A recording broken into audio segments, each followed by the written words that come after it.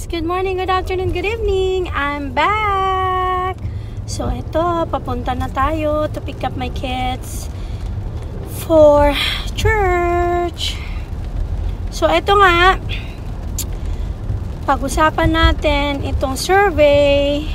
So mataas pa rin ang rating ni VP Sara. I think she got 47% or more than that sa latest survey na ginawa out of I think 2 million people who voted. So yeah. Anyways, ayun nga, syempre kahit na ano pang ginagawang kalokohan nitong bangag admin, kasama ang mga tambanakaw at ang mga tambalallays, syempre nangunguna pa rin si VP Sara sa survey. And of course, madami pa rin sumusuporta sa line-up ni PRRD. Of course, kasi alam naman natin na ang taong bayan ay gising na ngayon at mas matalino na kaysa dati, right? So, yan. So, bigyan natin na masigabong palakpakan ang sitwasyon na ganyan. Alam natin na laging mananalo pa rin sa bandang huli ang kabutihan over sa kasamaan. So, yeah. And alam nyo ba itong mga nangyayaring kaguluhan ngayon sa Pilipinas? I think it was meant to be so people would see what is really going on in the politics in the Philippines, because before ang mga nakawan naman ay hindi lantaran, right? So ngayon etong mga bugok, in-expose nila yung mga sarili nila kung anong klase silang mga politiko at sino lang talaga yung mas importante sa kanila. And obviously nakita ng taong bayan na para lang sa sarili nilang kapakinabangan ang ginagawa. Kasi tingnan nyo i-example ko itong isang example na to ay si Dan Fernandez ng Laguna. Can you imagine how long he's been sitting there as a congressman at sitting as a politician? Nakaupo bilang taga-silbi sa taong bayan. Pero napanood nyo ba yung isang interview sa isang netizen na civilian and taga Laguna? In-expose niya na itong si Dan Fernandez ay ang dami-dami niyang mga ari-arian at naglalakihang bahay sa Laguna. Madami hindi lang isa, madaming property.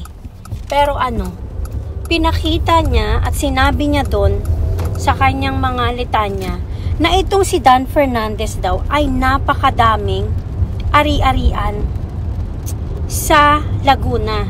Can you imagine how long he's been sitting there and no one really cares about it? Like, they just suck it up kung ano yung nangyayari sa buhay ni Dan Fernandez. Sino ba siya? Diba isa lang naman siyang hamak na bold star na hindi naman siya sikat na. So, paano siya makaka-accumulate ng maraming properties? As a congressman? Magkano lang ba sahod ng congressman? 100,000? 200,000? I don't know.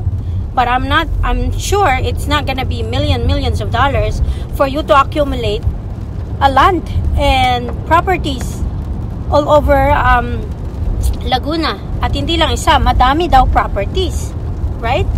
So doon mo makikita na itong si Dan Fernandez, dati pa siyang kawatan. Ginagamit niya yung kanyang pagiging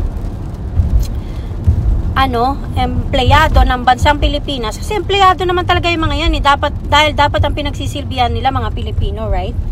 So yon, ginagamit nila yung sitwasyon na yon na maging nasa kongreso siya para makapangdekwat siya ng pera ng taong bayan.